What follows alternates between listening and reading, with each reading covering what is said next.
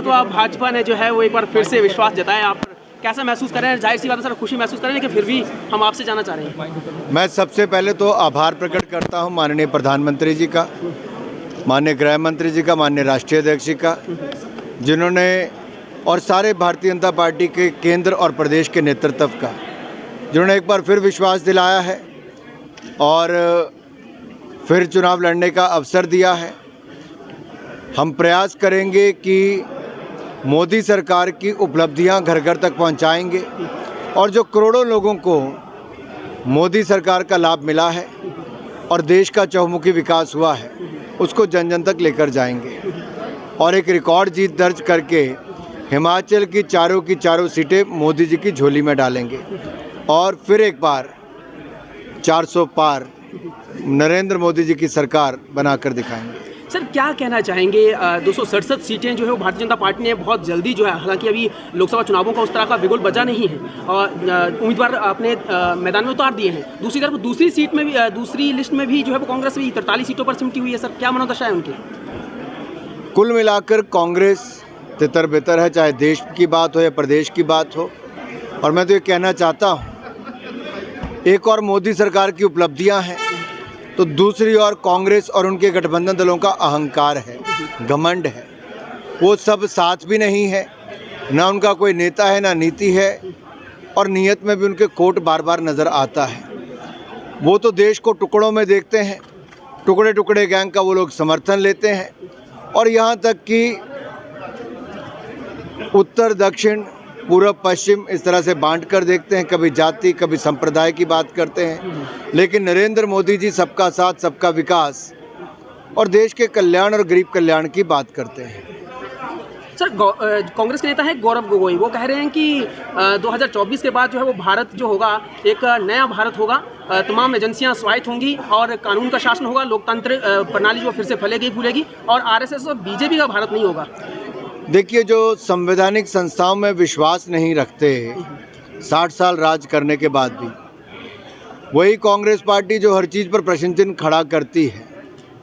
जनता ने उनको 2014 में भी उतनी सीटें दी कि उनका प्रतिपक्ष का नेता नहीं बन पाया।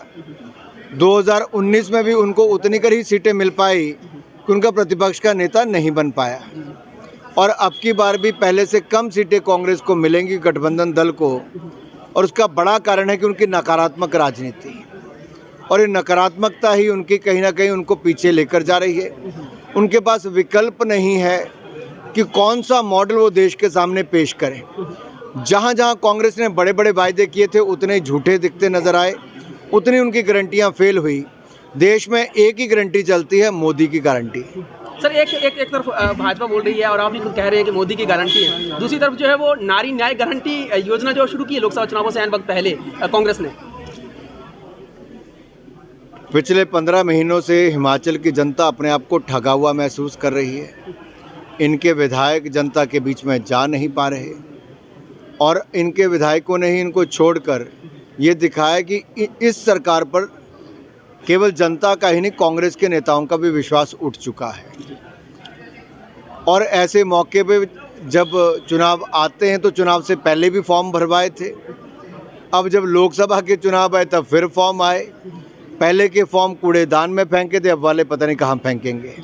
क्योंकि सर मैंने कहा था उससे कुछ दिन पहले ही आप यहाँ पर आए थे, हमने कहा था कि सम्माननीय नेता पूरे हिमाचल प्रदेश के हैं।